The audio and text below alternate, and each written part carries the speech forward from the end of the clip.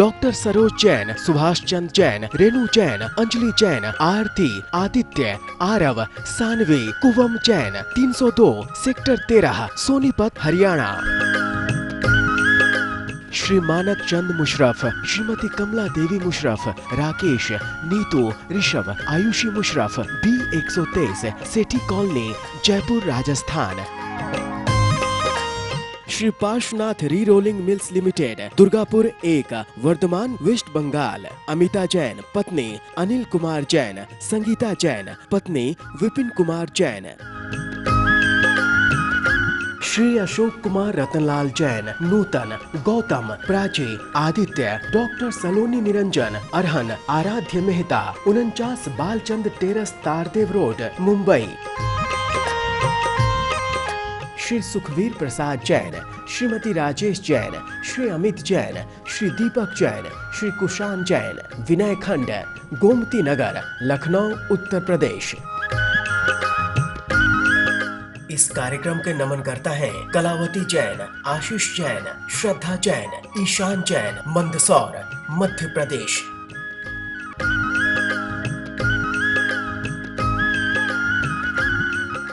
मोक्षमार्गस्य नेतारं वेत्तारं कर्मभूभृतां ज्ञातारं विश्वतत्त्वानां वन्दे तद्गुणलब्धये।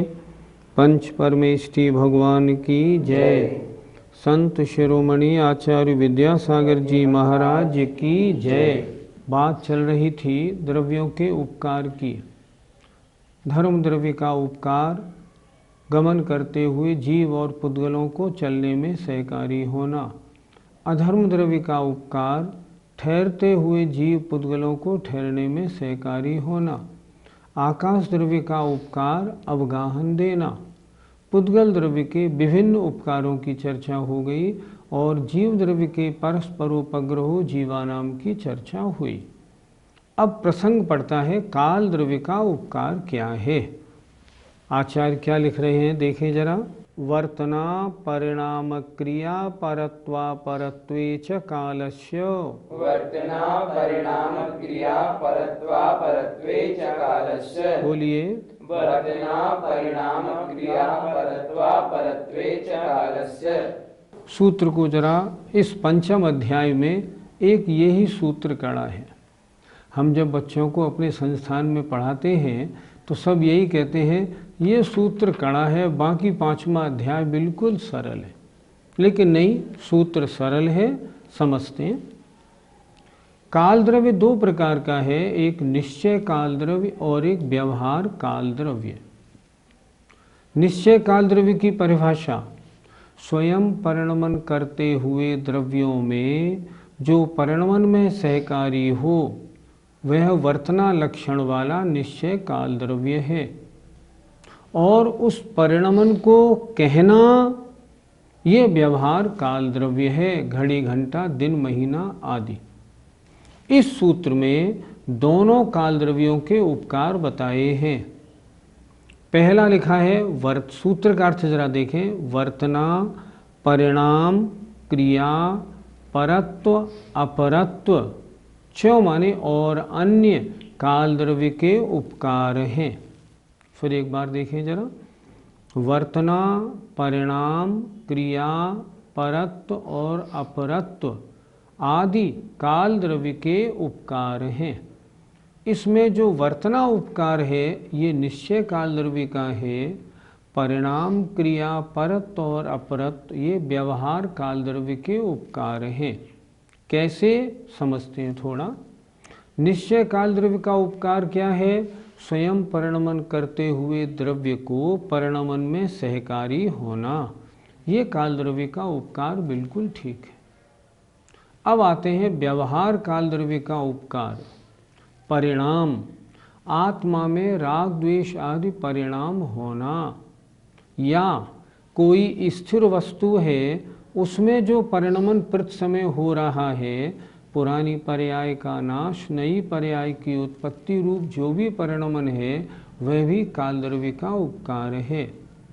क्रिया, क्रिया करती हुई, गमन आदि करती हुई, जैसे उंगली में ये जो परिणमन हो रहा है ये परिणमन यद्यपि धर्म द्रव्य का उपकार है, पर इसमें काल द्रव्य का भी उपकार है। तो क्रिया जहाँ हो रही है वो काल द्रव्य का उपकार है। परत्व बड़ापना, अपरत्व छोटापना। ये 20 वर्ष का बड़ा भाई है, ये 16 वर्ष का छोटा भाई है, ये व्यवहार काल द्रव्य का ही तो उपकार है। तो ये निश्चय काल द्रव्य और व्यवहार काल द्रव्य, ये काल द्रव्य के उपकारों की चर्चा इस सूत्र में है। चा से क्या लेना? जैसे मान लो बटलोई में चावल पक रहा है, तो चावल पहले सूखा हुआ कच्चा था, अब पका, ये किसका उपकार है? ये भी काल द्रव्य का उपकार है। आदि बहुत से काल द्रव्य के उपकार होते हैं। एक बार फिर समझें, सूत्र जरा कड़ा है। वर्तना, स्वयं परिणमन करना, ये प्रत्येक द्रव्य की अपनी योग्यता है।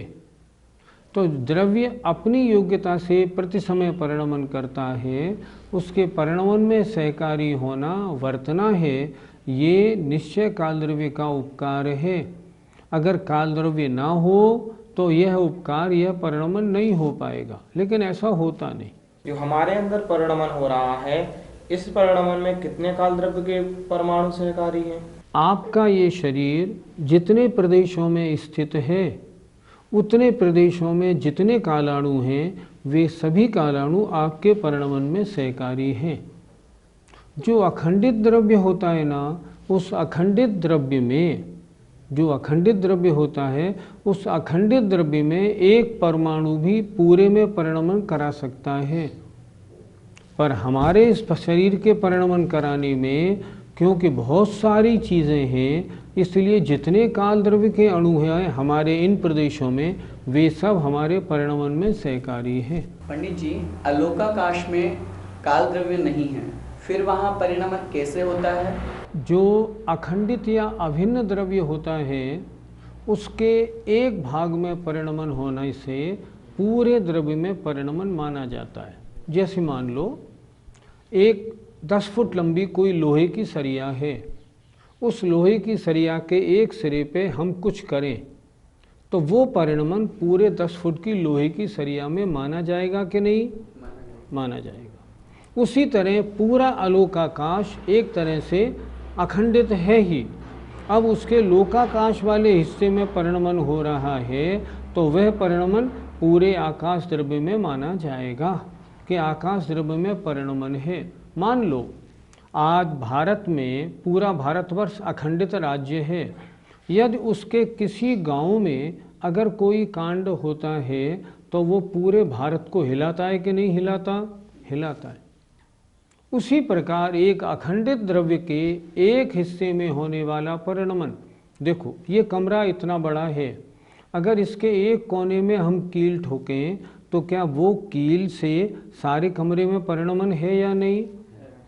अगर आपके शरीर के एक हिस्से में एक कांटा लगे तो पूरा शरीर महसूस करता है कि नहीं? करता है।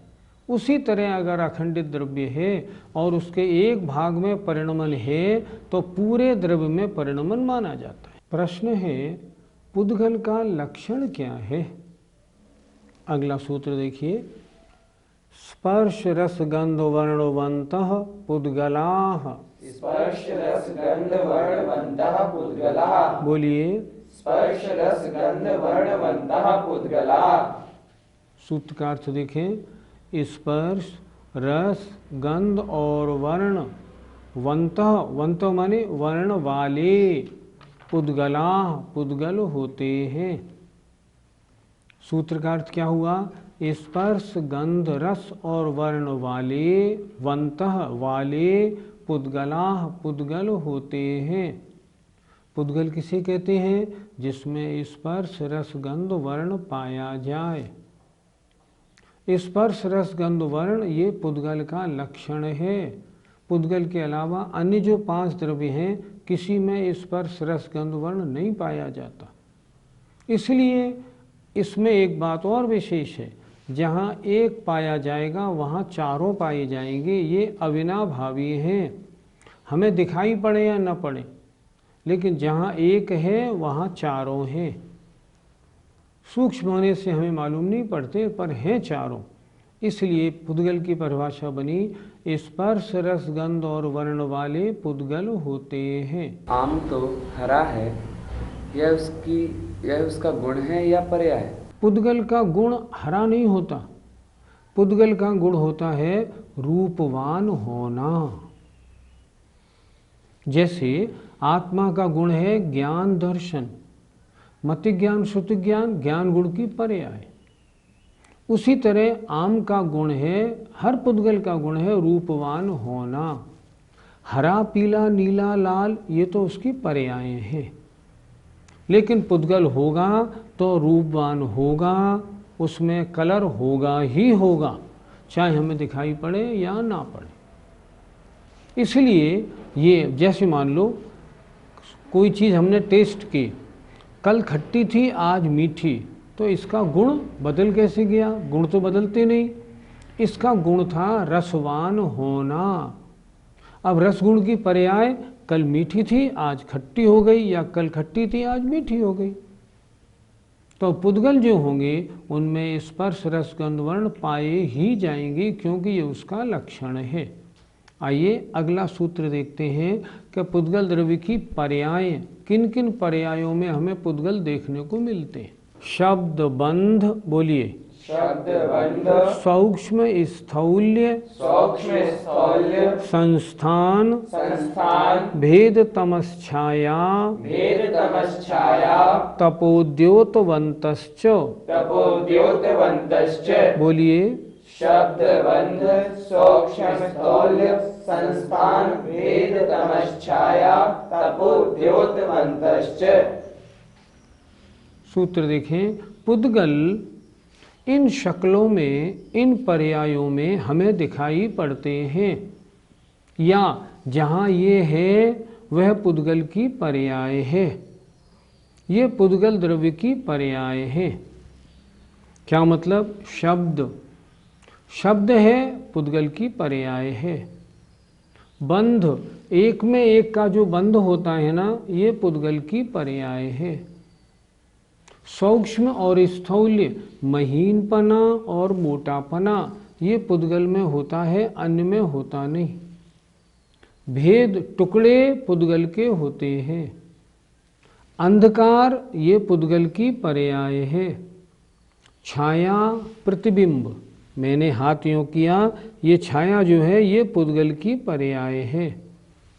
आतप, आतप का मतलब गर्म प्रकाश, जो आपको देखने में आँखों को अच्छा नहीं लगे, उसे कहते हैं आतप, ये पुद्गल की पर्याय है।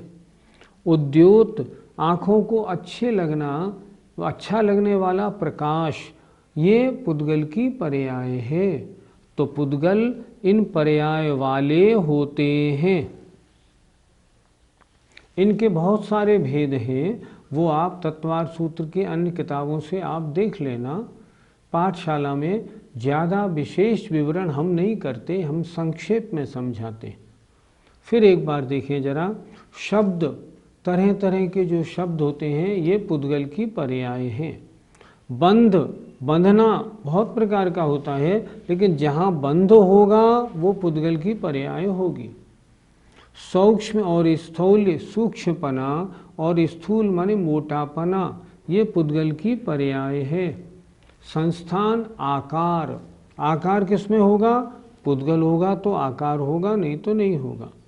भेद माने टुकड़ा, टुकड़े किसके होते हैं? पुद्गल के होते हैं। टुकड़े बहुत तरह के होते हैं। तम माने अंधकार, छाया माने प्रतिबिंब या परछाई, आतप माने आँखों को अरुचिकर ऐसा गर्म प्रकाश, और उद्योत माने ठंडा चंद्रमा का रोशनी, ये सब पुद्गल की पर्याय हैं। पहले बताया पुद्गल का लक्षण क्या है, और अब ये बता रहे हैं पुद्गल इन इन फॉर्म में, इन इन पर्यायों में हमको दृष्टिगोचर होते हैं, इन सबको पुद्गल की पर्याय मानना चाहिए। इस तरह सूत्र दिया। हम लोगों ने जब द्रव्य संग्रह पढ़ा था ना, तब क्या पढ़ा था? सद्दो बंदो सोमो थूलो संठान भेद तम छाया उज्जोदादवसैया पुद्गल दवस्पज्जाया। वहाँ भी आचार्य नेमचंद्र महाराज ने द्रव्य संग्रह में भी इनको पुद्गल की पर्यायें बताया है। अर्थात पुद्गल इतनी फॉर्म्स में हमको मिलता है और ये सब पुद्गल की पर्यायें हैं। अन्य लोग इनको पुद्गल की पर्याय नहीं मानते, ये उनका भ्रम है। सर्वज्ञ देव ने इनको जैसा लिखा है वैसा ही मानना योग्य है। पुद्गल की पर्यायों की चर्चा हो गई। अब पुद्गल के भेद कितने हैं यह अगले सूत्र में आचार्य कह रहे हैं। अणवः स्कंधाश्च, अणवः स्कंधाश्च, बोलिए अणवः स्कंधाश्च। पुद्गल के दो भेद हैं, अणवः माने अणु और स्कंध। पुद्गल के टुकड़े करते जाओ, जो ऐसा लास्ट टुकड़ा हो कि जिसके और टुकड़े ना हो सकें उसे कहते हैं अणु। और दो या दो से अधिक अणु मिल जाएं तब क्या बनता है? स्कंध। पुद्गल के दो भेद हुए, अणु और स्कंध। कितने अणुओं का स्कंध हमारे उपयोग में आता है? जो संख्यात अणु का स्कंध होता है, जो असंख्यात अणु का वो स्कंध होता है, वो हमारे उपयोग में नहीं आता। हमारे उपयोग में जितने भी स्कंध आते हैं सब अनंत अणु के स्कंध हैं। मतलब जो वर्गणाएं हमारे उपयोग में आती हैं वे वर्गणाएं सारी की सारी अनंत अणु वाली हैं। संख्यात और असंख्यात अणु वाले स्कंध या वर्गणाएं हमारे प्रयोग में आती ही नहीं। जैसे मान लो मैदा का एक टुकड़ा है। मैदा सबसे महीन होती है जिन वस्तुओं का हम उपयोग करते हैं। तो मैदा का जो एक सबसे महीन टुकड़ा है उसमें भी अनंत अणु होते हैं। इस तरह संख्यात और असंख्यात अणु का स्कंध हमारे उपयोग में नहीं आता। हमारे उपयोग में जितनी भी चीज़ें आती हैं सब अनंत अणुओं के स्कंध हैं। पंडित जी, एक अणु या स्कंध में कितने रूप, रस, स्पर्श, गंध आदि होते हैं? प्रश्न बहुत ठीक है आपका। देखो, एक अणु में एक रूप, एक रस, एक गंध और दो स्पर्श। ध्यान से सुनना। एक रूप, एक रस, एक गंध और दो स्पर्श, 5 गुण। लेकिन कोई स्कंध हो उसमें एक रूप, एक रस, एक गंध और 4 स्पर्श। अंतर क्यों पड़ा? ध्यान से सुने जरा। एक रूप, एक रस, एक गंध अणु में, स्पर्श दो कौन से? एक तो स्निग्ध रूक्ष में से एक और शीत उष्ण में से एक। हल्का भारी, कड़ा नरम, ये जो दो स्पर्श के 4 गुण हैं ये स्कंध के हैं। ये परमाणु में होते ही नहीं। इसलिए परमाणु में स्पर्श 2, या तो स्निग्ध रूक्ष में से एक या शीत उष्ण में से एक। इस तरह 5। अच्छा, स्कंध में एक रूप, एक रस, एक गंध और 4 स्पर्श। हल्का भारी में से एक, रूखा चिकना में से एक, कड़ा नरम में से एक और ठंडा गर्म में से एक। इस प्रकार परमाणु या अणु और स्कंध में जो गुण पाए जाते हैं उनमें थोड़ा सा फर्क है, वो हमें ध्यान में रखना चाहिए। पंडित जी, पंडित जी, पुद्गल की कितने प्रकार की वर्गणाएं होती हैं और हमारे काम में कितने प्रकार की वर्गणाएं आती हैं? पुद्गल की वर्गणा 23 प्रकार की होती हैं। वर्गणा किसे कहते हैं? परमाणुओं के समूह को वर्गणा कहते हैं। वर्गणा 23 प्रकार की होती हैं।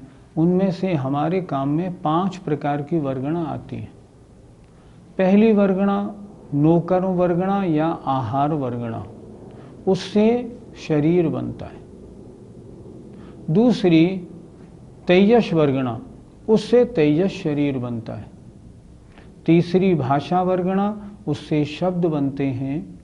चौथा मनोवर्गणा, उससे द्रव्य मन बनता है।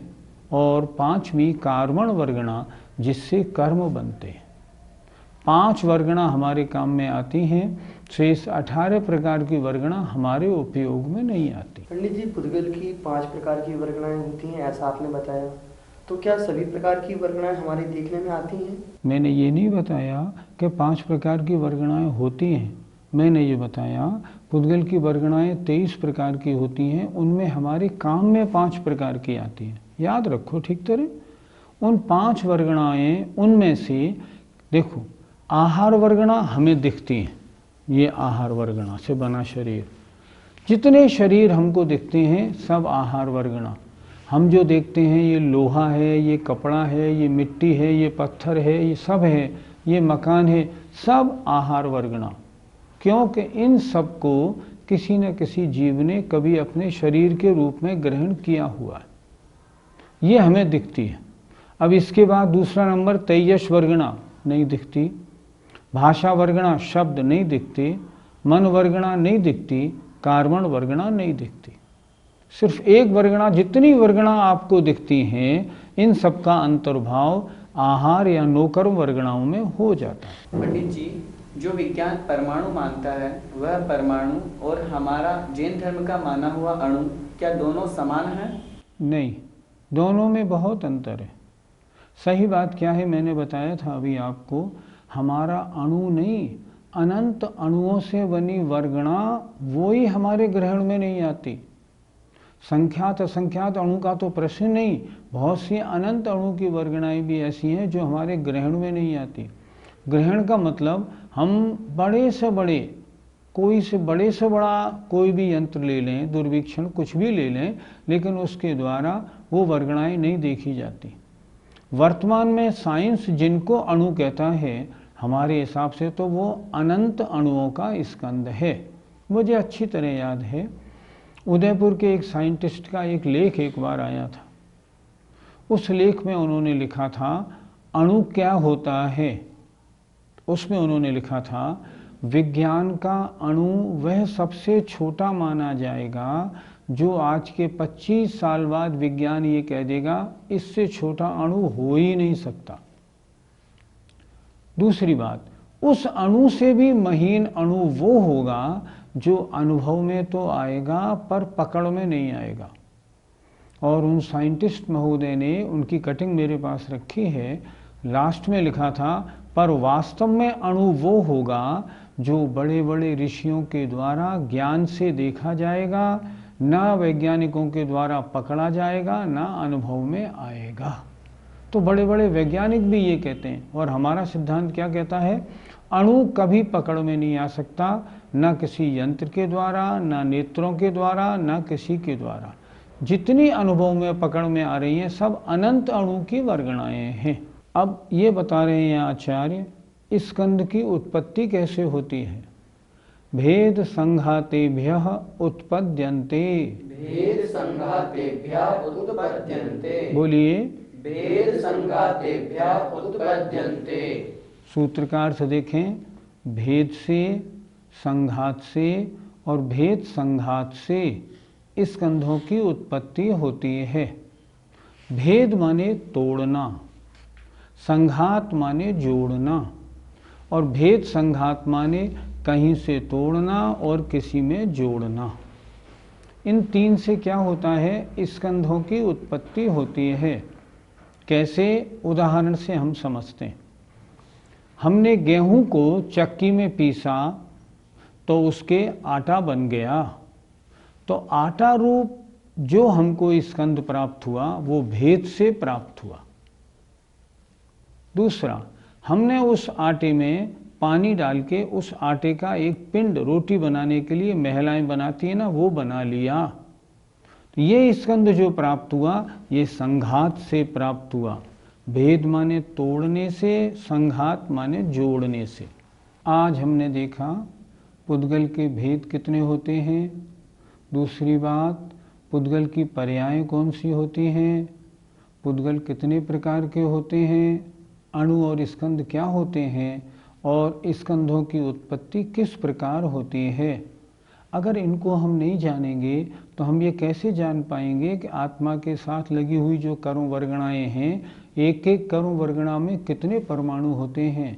एक एक कर्म वर्गणा में अनंत परमाणु होते हैं, जभी तो वो कोड़ा कोड़ी सागरों तक अपना फल दिया करते हैं।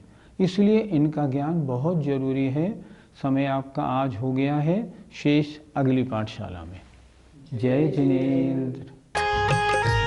Doctor Saroj Jain, Subhash Chand Jain, Renu Jain, Anjali Jain, Aarti, Aditya, Aarav, Saanvi, Kuvam Jain, 302 sector 13 Sonipat Haryana. Shri Manak Chand Musharraf, Shrimati Kamla Devi Musharraf, Rakesh, Neetu, Rishabh, Aayushi Musharraf, B123 Sethi Colony, Jaipur Rajasthan.